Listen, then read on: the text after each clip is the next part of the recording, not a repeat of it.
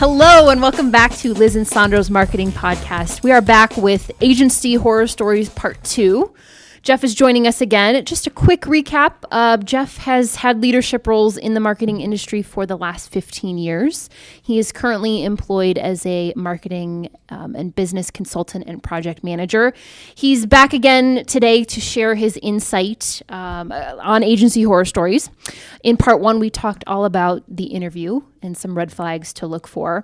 And now we're going to dive into what happens when, maybe you turn a blind eye, you accept that position, and you're actually working at an agency. How do you know that it's not going so well? Agency horror stories. Jeff, what do you have for us? So, and this is, like opening up an old wound here. Did you know there was a problem in the first 2 weeks? It was early on. I don't remember the exact time, but it was very early on. And I'm just going to share with you just certain things that I noticed. And this is kind of in no particular order, but just certain things that I noticed that, if you're listening out there, if you do notice these things, or if certain things don't seem right, or if they're things that aren't on this list but kind of similar, I just recommend, immediately, pursuing a better situation for yourself. Because don't kid yourself, this is not a long-term situation, and you really shouldn't be doing business with anybody or any company that you don't want to be in a long-term situation with. So Also, like you went through a traumatic experience here. Look, their PTSD. Kleenex, the Kleenex is right here ready for me if I start tearing up. So I get where Jeff's at because, again, I cross paths with this agency as well, and it's bad. All right. It's bad. So let's get to maybe the most important thing about work is your pay. There were multiple times, and the first time this happened was with my first paycheck, but multiple times where the hours that I worked did not match the hours worked that was reflected on my paycheck. It was shorted, so then the money would be shorted. My offer did state that I was a salaried employee, so as long as you're working, over a certain amount of hours, you would get the same amount of money. I was paid as an hourly employee, and the shorting on my paycheck was without notice and was without explanation. So I would have to schedule a meeting with a person who was generally would avoid me for a certain amount of time, and then the error would be fixed for the next pay, not immediately. So then I have to wait until the. And again, like I could eat and pay my rent and stuff, but it was just very annoying to have, it's $500 this time, and it's $300 that time, and it is routinely shorted, so to where if I was paying less attention to it, I wouldn't catch it. So that's just one thing. So again, like if you're out there and something's messed up with your pay, I've heard horror stories of people not being paid, but if there's something wrong with your pay, that doesn't happen at a quote-unquote real company. The reporting structure, I don't want to get into specifics here because I don't want to give away who this agency is, but there was a immediate family member that was a high-level director and reported directly to the CEO. So you had immediate family members reporting to each other, and the immediate family member took on a different last name to conceal this fact. So there was a high level of nepotism, and there was non-transparency in the reporting structure that was not revealed to any client, and not really to employees unless you were there for a while and kind of asked about it. Just knew. Yeah. And you kind of found out and you're like, okay, but it was not something that was, hey, just want to disclose this, for transparency and just so everybody knows, Sure. Kind of put it out in the open. That was not the case. Okay, so let's talk about the building itself. I kind of referred to it in the last episode where it kind of looked more like a house, but people convert houses to office buildings all the time. It's not anything out of the ordinary, except this one was completely outside of any kind of OSHA, occupational safety and health administration code. There was stairs that there was no accommodation other way to get up the stairs. The restrooms were not accommodated for anybody with a disability, anybody in any kind of wheelchair or needing any kind of disability accommodations would not have been provided it. And because of that, if any kind of inspector were to come in and could shut us down immediately. And it's impossible for you to be an equal opportunity employer if you're not making those accommodations. So it's kind of like, small timey, oh, we don't have the money to do this. But really, I mean, you can't really be in business unless you do make these accommodations. So that was just unsettling. And I was in a position where I was interviewing candidates, and I remember stressing out because if anybody in a wheelchair showed up, we would be doomed. We didn't have a disability parking. It was bad. Just one more thing kind of to add to the list that you may not think about if you're kind of new to the industry or new to, business, applying to jobs, career in general. Yeah. But you notice it. It's one of those things that over the course of your tenure, you'll notice.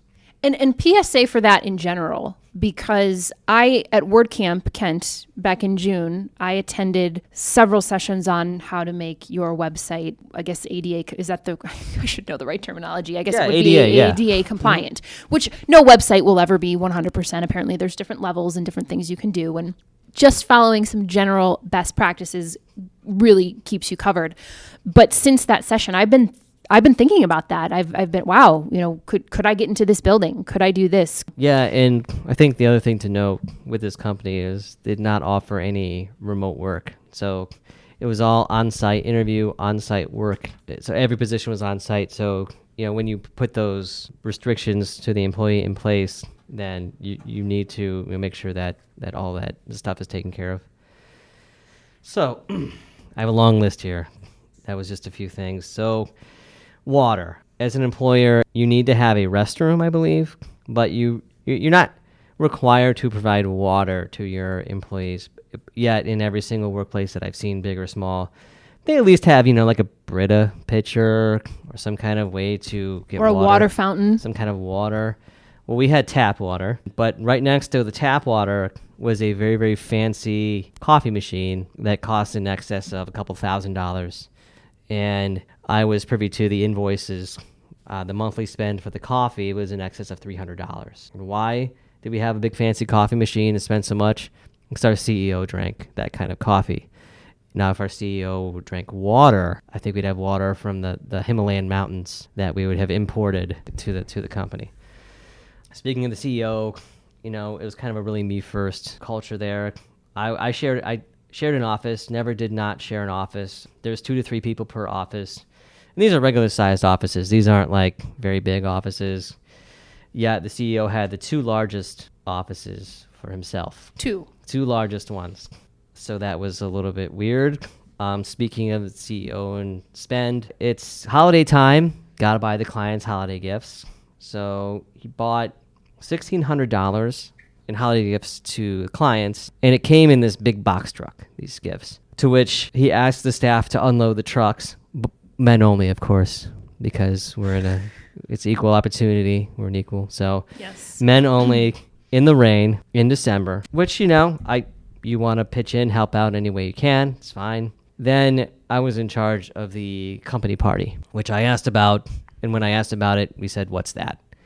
So I'm like, we should have a company party, an outing, and the budget for that was not $1,600, it was not $1,200, it was not $1,000, it wasn't $800, it wasn't $500. It was a fraction of what the client gifts were. It was $300 and 0 time off for anybody to attend that party or any other company outing that I organized. It was $300 per person was the budget. It's $300 total for 13 people. So we had to have it at the office, and we basically had to bargain bin for decorations, and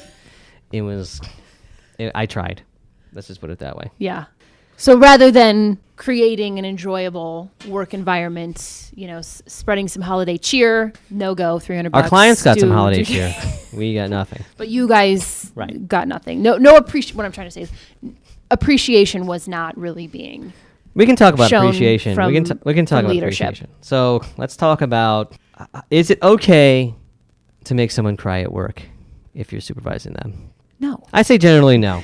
I saw at least 3 people that the CEO made unapologetically cry, including director level employees. And our kind of number 2 person, our high ranking person, walked out twice. And both times for several days, we didn't know if they had quit, if they would return, did not no mention, no communication. So that is indicative of a company culture that probably want to stay away from. Yes. Especially with what we do in digital marketing. Campaigns are running. There's a lot of moving parts. You know, if you're working on something for a client, like you got to know, you know, so-and-so coming back or did he quit? So getting on appreciation, we can talk about certain benefits. Leave. I had mentioned in the previous episode that my wife was pregnant.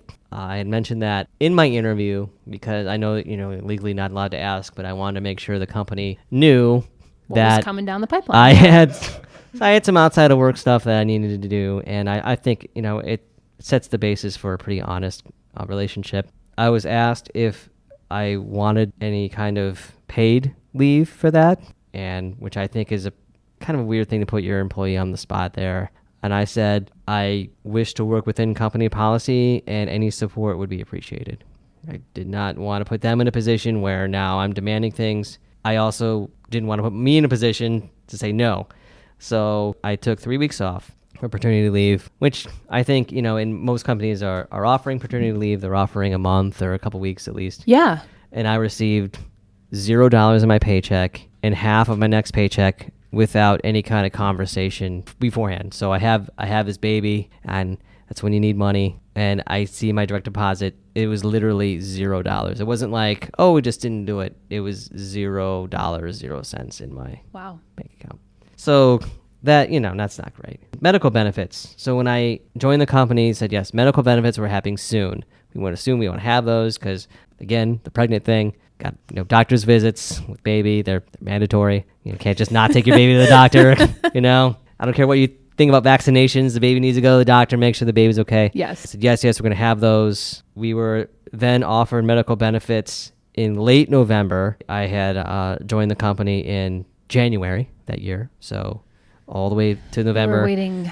And to where the company who was offering the benefits could not offer our benefits because it was beyond the open enrollment period. And then when I had left the company a month later, there was still no medical benefits. But the other thing that I wanted to say was your boss, I'm not familiar with every company culture, but your boss bringing up your salary is probably in poor taste. Your boss saying, we don't pay you to do that, and we don't pay you, and you're on the clock, and those kind of lines are very outdated, and they're very kind of old factory worker type, right? You know, time to lean, time to clean type of stuff, you know, like, so every single meeting I had with the CEO, and I made sure that I wasn't exaggerating when I say every, brought up how much money I made, how I was one of the highest paid employees, and asked me if I thought I was returning enough value.